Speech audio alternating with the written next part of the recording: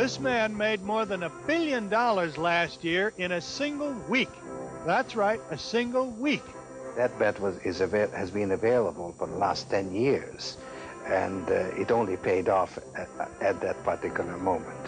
Then he spent the next few months giving it away, sometimes $100 million at a time. George has always said that he makes his money in the West and spends it in the East. Meet George Soros and find out what drives one of the world's most successful investors.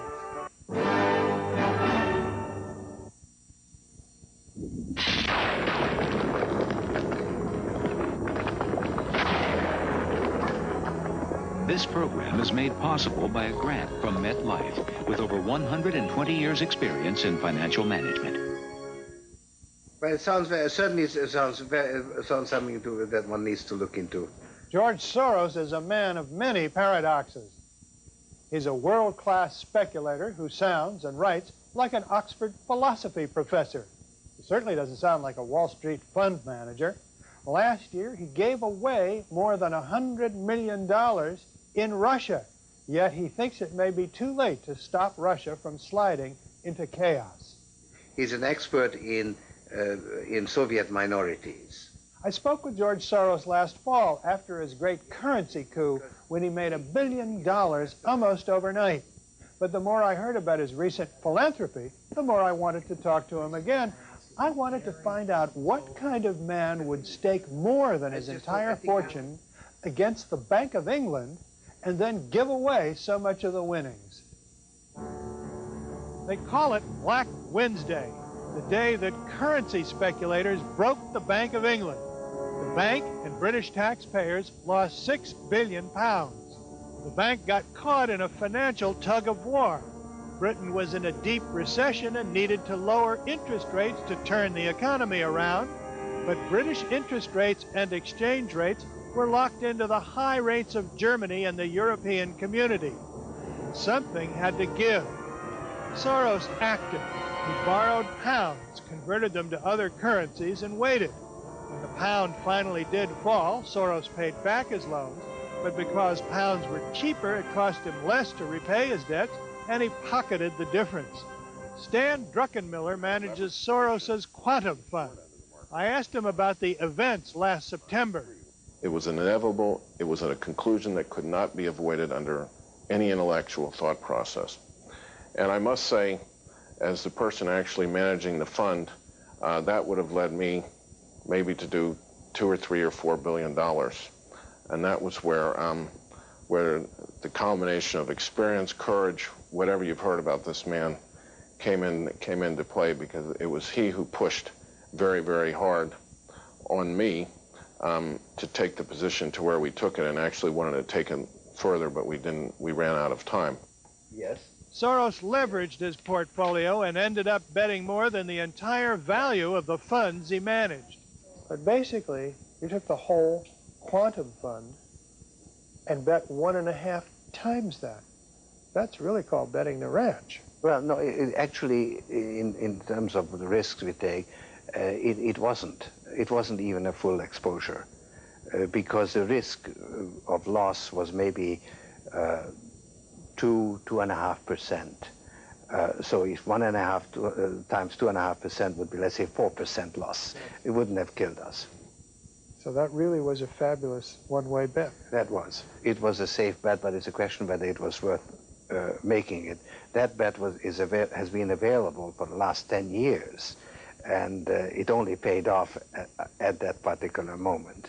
So this is where this equilibrium reached a climax. It's really a once in a decade, and that's when he is George Soros. That's when he just says, you can't have enough of this. And if there's one thing I've learned from him, is that when you're right and you know something, you really feel it, you can't have enough. And the biggest mistake, if I had to sum up his investment philosophy in one sentence, it's that it's not whether you're right or wrong, you just have to have the max on when you're right, and that's his unique innate ability. What kind of man would go eyeball to eyeball with the Bank of England and bet his fortune that the pillar of financial establishment would blink? a man with an unconventional view of the world, to be sure. George Soros's worldview was formed as a teenager during the Second World War, when all the usual rules of normal life were suddenly fractured. It really started in 1944 when Hungary was occupied by the Germans. And me being Jewish, I was in danger of life. His father, a prominent Budapest attorney who had lived through the Russian Revolution, understood the art of survival. When the Germans came in, he said, this is a lawless occupation. The normal rules don't apply. You have to forget how you behave in a normal society. This is an abnormal situation. And he arranged for all of us to have false papers. Everybody had a different arrangement. I was adopted by an official of the Minister of Agriculture, whose job was to take over Jewish properties. So I actually went with him, and we took possession of these large estates. That was my identity. So it's a strange, very strange life for it. I was 14 years old at the time. George, you've written, "The Second World War gave me a lesson I've never forgotten." What was the lesson? The main lesson that I learned during the war is to expect the unexpected. I mean, the situations that you get into are so out of context with what you have grown up with that you have to examine the framework in which you think. And then you realize that we all work with preconceived ideas. And those ideas don't necessarily correspond to reality. So there is this gap between perception and reality. And that's the gap that I have really kind of explored and also exploited. After the war, Soros left Hungary and went to England to the London School of Economics. There he discovered the works of philosopher Karl Popper. Soros was deeply influenced by Popper's views on the nature of science. So I came to a conclusion that basically all our views of the world are somehow flawed or distorted. And then I concentrate on the importance of this distortion in shaping events. Soros took Popper's ideas and applied them to the financial markets. He wrote a book explaining his theory of reflexivity, that markets don't always reflect reality because they're based on faulty perceptions. It really is the method of alchemy, because the value of securities or the value of currencies is much more dependent on the kind of incantations or formulas that you are using. And so you really are dealing with a process of alchemy rather than a process of science. If investment is a process of alchemy, Soros has found a formula that does bubble up gold. If you had invested $10,000 with him in 1969, you would have more than 10 million today. How did he do that? By looking for places where he thinks perception and reality are out of whack. I'm basically interested in manias, or what I call boom-bust sequences. That is to say, processes which are initially self-reinforcing but unsustainable and therefore eventually have to be reversed. Give me an example. Does a little bell go off in your head when you read the morning paper? How does it work? Well, it doesn't happen every day, first of all, because these processes occur infrequently, and there are long periods in between when it's sort of, from my point of view, is noise. And that's, sort of just a normal kind of situation.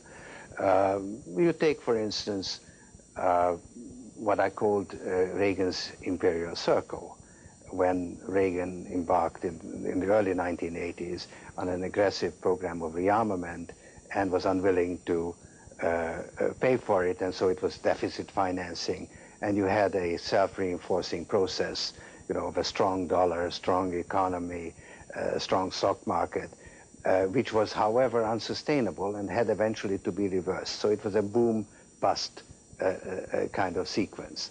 And I think that I understood it reasonably well. And the same thing would work on the downside in the Depression. Is there a Great Depression anywhere in the world today that has to be reversed? I think that we are in a Great Depression now in the world. I think that we are in conditions very similar to what prevailed in the 1930s. Why I think that, for instance, for the first time since the Second World War, let's say, prices are actually falling in a country like Japan, for instance. That is something that hasn't happened since the 1930s.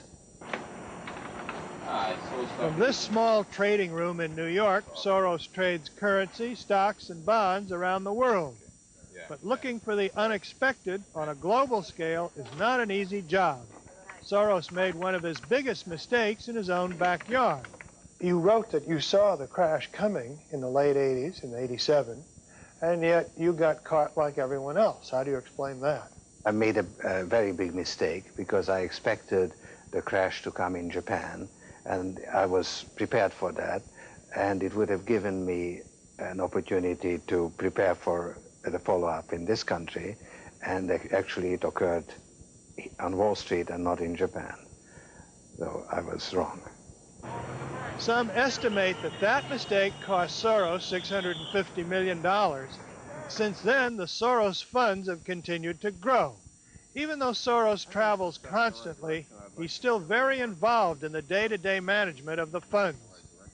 He is here maybe a third to a half the time. Because of his other activities, he's often in Eastern Europe, or places when you're trying to talk to him on the phone, it's very, very scratchy, and it maybe lasts a minute or so a day. The way I look at it is having the greatest financial advisor in history to help create and bounce off ideas on an ongoing basis.